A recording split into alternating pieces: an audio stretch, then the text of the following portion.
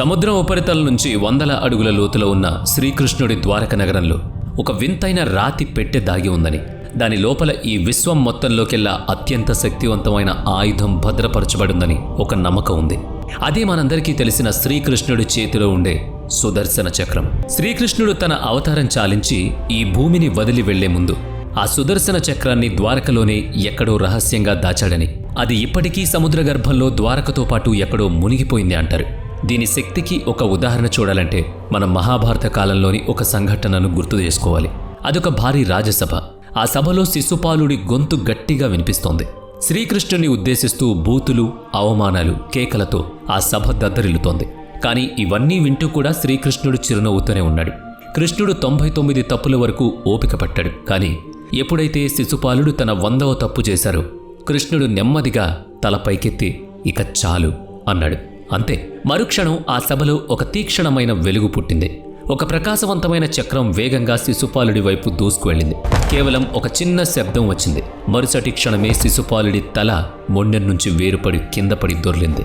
అదే సుదర్శన చక్రం. శ్రీకృష్ణుడి మనసులో ఎలాంటి ఆలోచన వస్తే ఆ చక్రం అలాగే పనిచేసేది, గురి తప్పకుండా, ఎక్కడ ఆగకుండా. నిజంగా మహాభారత యుద్ధంలో శ్రీకృష్ణుడు గనక తలుచుకుంటే కేవలం ఈ ఒక్క సుదర్శన చక్రంతోనే మొత్తం కౌరవ సైన్యాన్ని క్షణాల్లో తునాతునకులో చేయొచ్చు. కానీ ఆయన అలా చేయకపోవడానికి కూడా ఒక బలమైన కారణం ఉంది. సుదర్శన చక్రం ఈ విశ్వంలోనే అత్యంత వినాశనకరమైన మరియు రహస్యమైన ఆయుధం. దీని గురించి ఇప్పటికీ చాలా మందికి తెలియని విషయాలు ఎన్నో ఉన్నాయి. అసలు ఈ చక్రం శ్రీకృష్ణుడి దగ్గరికి ఎలా వచ్చింది?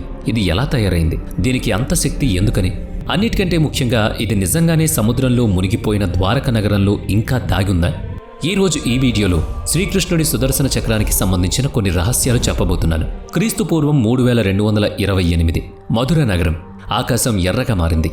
ఎక్కడ చూసినా యుద్ధ భయం, ఒక నియంత పాలనలో ప్రజల ఆర్తనాదాలు. అతనే కంసుడు, యాదవ వంశంలోని అత్యంత క్రూరమైన రాజు.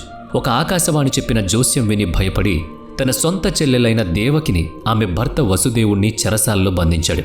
దేవకి కడుపున పుట్టే 8వ కొడుకు చేతిలోనే తన మరణం ఉందని తెలుసుకున్న కంసుడు దేవకికి పుట్టిన బిడ్డలను ఒక్కొక్కరిగా చంపుకుంటూ వచ్చాడు. కానీ చివరకు శ్రీకృష్ణుడు జన్మించినప్పుడు ఆ రాత్రి భయంకరమైన గాలివాన, ఉరుముల మధ్య చెరసాల తలుపులు వాటంతటావే తెరుచుకున్నాయి. కాపలాదారులు గాఢనిద్రలోకి జారుకున్నారు. పసిబిడ్డగా ఉన్న శ్రీకృష్ణుని రక్షించడానికి వసుదేవుడు రాత్రికి రాత్రే ఆయన్ని గోకులంలో ఉన్న నందుడు, యశోద దగ్గర విడిచిపెట్టాడు. అక్కడ్నుంచే భగవంతుడైన శ్రీకృష్ణుడు భూమి మీద తన జీవన ప్రయాణాన్ని మొదలుపెట్టాడు. ఆయన తన శక్తియుక్తులతో, తెలివితేటలతో ధర్మస్థాపన కోసమే తన జీవితాన్ని అంకితం చేశాడు. అవును, కృష్ణుడు సాధారణ దేవుడు కాదు, సాక్షాత్తు విష్ణుమూర్తి అవతారం. ఆయన దగ్గర ఎంతటి అద్భుత శక్తులు ఉండేవంటే ఆయన విశ్వ నియమాలను సైతం మార్చగలడు. సూర్యుణ్ణి కూడా చీకటితో కప్పేయగల ఆయుధాలు ఆయన సొంతం. ఉదాహరణకు మహాభారత యుద్ధంలో 14వ రోజున ఏం జరిగిందో చూద్దాం. అర్జునుడు ఒక భీకరమైన ప్రతిజ్ఞ చేశాడు. సూర్యాస్తమయంలోపు జయద్రథుణ్ణి చంపకపోతే తానా మంటల్లో దూకి ఆత్మహత్య చేసుకుంటానని శపథం. కౌరవులకు అర్జునుడి ప్రతిజ్ఞ ఒక పెద్ద అవకాశంగా మారింది. ఎందుకంటే అర్జునుడు బతికున్నంత వరకు పాండవులను జయించడం అసాధ్యం. అర్జునుడు ఈ భీకర ప్రతిజ్ఞ వినగానే కౌరవులు భయపడి జయద్రథుణ్ణి దాచడానికి తమ సర్వశక్తులు ఒడ్డుతారు. సూర్యాస్తమయం అయ్యే వరకు జయద్రథుడు అర్జునుడి కంట పడకూడదని వాళ్ళు చేసిన ప్రయత్నం ఫలించింది. 14వ రోజు సూర్యాస్తమయం అయిపోయింది. ఆకాశం మొత్తం చీకటిగా మారిపోయింది. మాట తప్పినందుకు అర్జునుడు నిరాశతో అగ్నిలో దూకడానికి సిద్ధమయ్యాడు. అది చూసిన జయద్రథుడు బయటకొచ్చి అర్జునుడిని చూసి నవ్వసాగాడు. తమకు అడ్డుగా ఉన్న అర్జునుడు చనిపోతున్నాడని కౌరవులు కూడా పండగ చేసుకుంటున్నారు. కానీ అప్పుడే ఒక వింత జరిగింది. ఆకాశంలో హఠాత్తుగా మళ్లీ సూర్యుడి కాంతి. సూర్యుడు కనిపించాడు. ఇది సుదర్శన చక్రం చేసిన అద్భుతం. శ్రీకృష్ణుడి ఆజ్ఞ మేరకు చక్రం సూర్యుణ్ణి కప్పి ఉంచింది. పగటిపూటే రాత్రి అనే భ్రమ కలిగించింది. జయద్రథుడు బయటకు రాగానే సూర్యుడు మళ్లీ వచ్చాడు. వెంటనే అర్జునుడు జయద్రథుడిని వధించాడు. మీకు తెలుసా, సుదర్శన చక్రం కేవలం దేవుళ్ళు వాడే ఆయుధం మాత్రమే కాదు, అది శ్రీకృష్ణుడి శరీరంలో ఒక భాగం లాంటిది. అది ఎప్పుడూ ఆయన వెంటే ఉంటూ ఆయన ఆజ్ఞ పాటిస్తుంది. దాని లక్ష్యం ఎవరైనా సరే వాళ్ళ అంతం ఖాయం. శత్రువు ఈ విశ్వంలో ఎక్కడ దాక్కున్నా, ఏ లోకానికి వెళ్ళినా సరే సుదర్శన చక్రం అన్ని డైమెన్షన్స్లోనూ, అన్ని దిశల నుంచి దాటుకుంటూ వాళ్ళని వేటాడుతుంది. పని పూర్తి కాగానే మళ్లీ శ్రీకృష్ణుడి చేతిలోకి వెళుతుంది. అందుకే ఋగ్వేదంలో విష్ణుమూర్తి సుదర్శన చక్రాన్ని వీల్ ఆఫ్ టైం అని వర్ణించారు, అంటే కాలచక్రం. సుదర్శన అనేది ఒక సంస్కృత పదం. దీని అర్థం శుభదర్శనం. కానీ చరిత్ర చూస్తే దీని దర్శనం శత్రువులకు ఏమాత్రం శుభం కాదు. ఎందుకంటే విష్ణువు గాని కృష్ణుడు కానీ దీన్ని ప్రయోగించారంటే ఎవరికో మూడినట్టే. హిందూ శాస్త్రాల్లో ఈ చక్రం పుట్టుక గురించి 2 కథలున్నాయి. విష్ణు పురాణం ప్రకారం సూర్య భగవానుడి వేడిని తగ్గించడానికి విశ్వకర్మ సూర్యుణ్ణి సానబెట్టినప్పుడు రాలిన ఆ ప్రకాశవంతమైన సౌర ధూళి దాన్నుంచే ఈ చక్రాన్ని తయారు చేశారు. ఇక 2వ కథ ప్రకారం మహాభారత కాలంలో విష్ణుమూర్తి శివుడి కోసం ఘోర తపస్సు చేస్తే పరమేశ్వరుడు మెచ్చి ఈ బ్రహ్మాండమైన ఆయుధాన్ని బహుకరించాడట. ఈ చక్రకాంతి ఎంత విపరీతంగా ఉంటుందంటే దాన్ని శివుడు, విష్ణువు తప్ప ఎవ్వరూ చూడలేరు. మోడర్న్ సైన్స్ ప్రకారం చూస్తే ఇది ఒక గైరోస్కోపిక్ వెపన్ లాంటిది. అంటే వేగంగా తిరుగుతూ భారీ కైనెటిక్ ఎనర్జీని రిలీజ్ చేసేదన్నమాట. దీనికి విష్ణువు ఆలోచనలతో చేత్తో కనెక్టివిటీ ఉంటుంది. కొన్ని థియరీల ప్రకారం ఇది మినీ వామ్ హోల్ క్రియేట్ చేసి టెలిపోర్ట్ కూడా అవ్వగలదు. మరో శక్తివంతమైన సిద్ధాంతం ఏంటంటే ఈ చక్రం క్వాంటమ్ ఎంటాగ్లిమెంట్ ద్వారా శ్రీకృష్ణుడి చేతితో అనుసంధానించి ఉంటుంది. అంటే కృష్ణుడి ఆలోచన ఎక్కడికి వెళ్తే సమయం వృధా కాకుండా చక్రం అక్కడికి క్షణాల్లో చేరుకుంటుంది. మహాభారత సమయంలో శత్రువులు కృష్ణుణ్ణి ఎన్నోసార్లు అవమానించారు, కోపం తెప్పించారు. చివరికి పాండవులు కూడా తమ సామర్థ్యం కోసం సుదర్శన చక్రాన్ని వాడమని శ్రీకృష్ణుడిని అడిగారు. కానీ శ్రీకృష్ణుడు ఎప్పుడూ ఆవేశంలోనో ఆలోచన లేకుండానూ దీన్ని వాడలేదు. ఎందుకంటే సుదర్శన చక్రాన్ని ఉపయోగించడం అంటే ఎదుటివారి సర్వనాశనాన్ని శాసించడమే అని ఆయనకు తెలుసు. ధర్మం పూర్తిగా గతి తప్పినప్పుడు, శిశుపాలుడి 100వ తప్పు పూర్తయినట్లుగా పాపాలు పండినప్పుడు మాత్రమే ఈ అస్త్రం బయటకొస్తుంది. అసలు ఈ అస్త్రం నిర్మాణం ఎలా ఉంటుంది? సాధారణంగా సుదర్శన చక్రాన్ని ఒక లోహపు డిస్క్ లాగా దాని అంచుల వెంబడి 108 పదునైన బ్లేడ్స్ ఉన్నట్లుగా చూపిస్తూ ఉంటారు. హిందూ ధర్మంలో 108 అనే సంఖ్యకు ఎంత పవిత్రత ఉందో మనకు తెలిసిందే. జపాలు మరియు మంత్రాల్లో దీన్ని 108 సార్లు పఠిస్తూ ఉంటారు. శాస్త్రీయంగా చూస్తే ఈ చక్రం గాలిలో తిరుగుతున్నప్పుడు దాని వేగం ఎంత ఎక్కువగా ఉంటుందంటే అది తన చుట్టూ ఉన్న గాలిలోని అణువులను కాల్చేసి ప్లాస్మా లాంటి విపరీతమైన వేడిని పుట్టిస్తుంది. పురాణాల్లో దీన్ని సూర్యుడి అంత ప్రకాశంతో మెరుపు వేగంతో ప్రయాణించే ఆయుధంగా వర్ణిస్తారు. దీని వేగానికి ఒక ఉదాహరణ సాల్వా రాక్షసుడి కథలో కనిపిస్తుంది. సాల్వా తన మాయా విమానమైన సౌభాలో వచ్చి ద్వారకపై దాడి చేశాడు. తన మాయాజాలంతో భ్రమలు కల్పించి నగరాన్ని నాశనం చేయడం మొదలుపెట్టాడు. ద్వారక సైన్యం ఎంత పోరాడినా ఆ మాయను ఛేదించలేకపోయింది.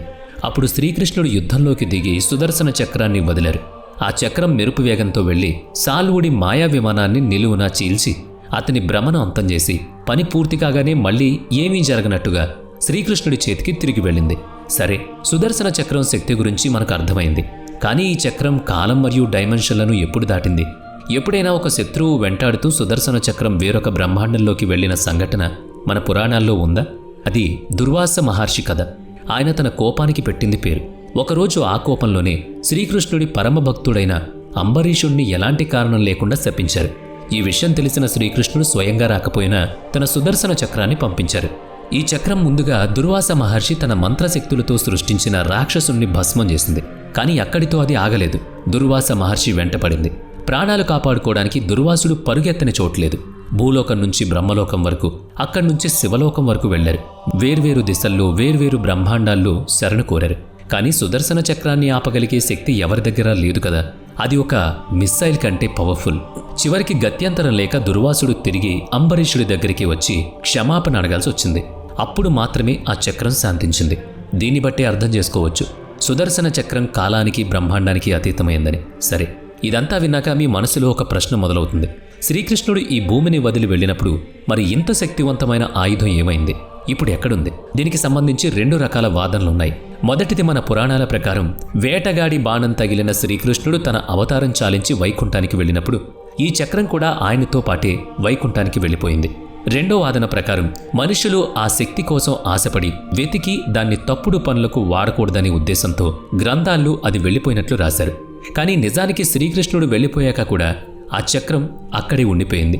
బహుశా సముద్ర గర్భంలో మునిగిపోయిన ద్వారక శిథిలాల్లో ఎక్కడో చోట అది దాగుండొచ్చని నమ్మకం. అయితే హిందూ శాస్త్రాలు ఒక విషయం స్పష్టంగా చెప్పాయి. ఈ చక్రాన్ని పట్టుకునే శక్తి ఈ విశ్వం మొత్తంలో కేవలం 2 మాత్రమే ఉంది. ఒకటి శ్రీకృష్ణుడు, రెండవది పరమేశ్వరుడు. మిగతా ఎవ్వరూ దాని తేజస్సును తట్టుకోలేరు. దాన్ని ధరించే ఓపికలకి ఉండదు. సుదర్శన చక్రమే కాదు, మన పురాణాల్లో బ్రహ్మాస్త్రం లాంటి ఇతర భయంకరమైన ఆయుధాల ప్రస్తావన కూడా ఉంది. ఆశ్చర్యకరమైన విషయం ఏంటంటే కేవలం దేవుళ్లే కాదు, దేవతల శక్తులు ఉన్న కొందరు మనుషులు కూడా ఇలాంటి ఆయుధాలను ధరించారు. కేవలం సుదర్శన చక్రమే కాదు, బ్రహ్మాస్త్రం గురించి కూడా ఒక మాట ఉంది. ఈ అస్త్రం గనక ఒక్కసారి ప్రయోగిస్తే అక్కడ మిగిలేది కేవలం విధ్వంసం మరియు బూడిద మాత్రమే. బ్రహ్మాస్త్రం తర్వాత వచ్చేది పరమేశ్వరుడి అత్యంత శక్తివంతమైన ఆయుధం పాశుపతాస్త్రం.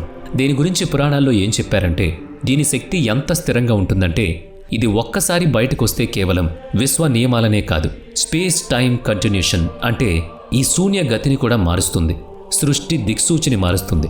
కొంతమంది మోడర్న్ ఫిజిసిస్టులు దీన్ని మైక్రో బ్లాక్ హోల్ జనరేటెడ్ అని పోలుస్తారు. అంటే ఇది పదార్థాన్ని అస్తిత్వం లేకుండా తుడిచిపెట్టేసే ఒక ఎనర్జీ ఇంపల్షన్. అర్జునుడు తపస్సు చేసి ఈ పాశుపతాస్త్రాన్ని సంపాదించాడు, కానీ దాన్ని ఎప్పుడూ ఉపయోగించలేదు. అర్జునుడు ఎంత కోపంలో ఉన్నా సరే ఈ అస్త్రాన్ని వాడాలనే ఆలోచన అతనికి రాకుండా శ్రీకృష్ణుడు జాగ్రత్త పడ్డాడు. ఎందుకంటే అది వాడితే ప్రపంచం మొత్తం నాశనం అవుతుంది. శ్రీకృష్ణుడి గురించి చదివినప్పుడల్లా నాకు ఒక ఆలోచన వస్తుంది. మన కృష్ణుడిని ఎప్పుడూ ఒక చిరునవ్వుతో ఉన్న రూపంలోనే చూస్తాం, కానీ నిజానికి ఒక మనిషిగా ఆయన ఎన్ని కష్టాలు అనుభవించారో చాలామందికి తెలిసినా కూడా అవి అనుభవంలోకి రావు. పుట్టినప్పటి నుంచి యవ్వనం వరకు కన్న తల్లిదండ్రులకు దూరంగా పెరిగాడు. ఆయన పుట్టకముందే ఆయన అన్నల్ని కంసుడు చంపేశాడు. మేనమామ పంపిన రాక్షసులతో యుద్ధం చేస్తూనే బాల్యం గడిచిపోయింది. ధర్మం, కర్తవ్యం అనే బరువుల వల్ల తాను ప్రాణంగా ప్రేమించిన రాధను కూడా వదులుకోవాల్సి వచ్చింది. ద్వారక అంత గొప్ప రాజ్యమైనా సరే ధర్మ రక్షణ కోసం ఇతరుల యుద్ధాల్లో ఆయన పాల్గొనాల్సి వచ్చింది. ఈ విశ్వంలోని అత్యంత శక్తివంతుడైనప్పటికీ శిశుపాలుడి బూతులు, అవమానాలు భరించాడు. మహాభారత యుద్ధాన్ని ఒక్క క్షణంలో ముగించగల శక్తున్నా సరే అందరికీ సమాన అవకాశాలివ్వడానికి, ధర్మాన్ని నిలబెట్టడానికి కేవలం ఒక గుర్రపు బండి సారథిగా ఉండిపోయాడు. చివరిగా తన చేతులతో నిర్మించిన ద్వారకా నగరం కళ్ల ముందే సముద్రంలో మునిగిపోతుంటే చూడాల్సి వచ్చింది. ఇదే శ్రీకృష్ణుడి అసలైన తత్వం. ఇది మనకు వేరే ఏ దేవుళ్ళలోనూ కనిపించదు. అందుకే కృష్ణుడు భగవంతుడైనప్పటికీ మనకు ఒక స్నేహితుడిలా, ఒక మార్గదర్శకుల్లా కనిపిస్తాడు. అందుకే ఈ మోడర్న్ యుగంలో కూడా ఆయన మనందరికీ దగ్గరగా ఉన్నాడు. సుదర్శన చక్రం ద్వారకలో ఉందా లేదా వేరే లోకంలో దాగుందా అనేది మనకు తెలియకపోవచ్చు, కానీ ఒక్కటి మాత్రం నిజం, శ్రీకృష్ణుడి మార్గదర్శకత్వం ఆయన భక్తులకు ఎప్పుడూ తోడుగానే ఉంటుంది.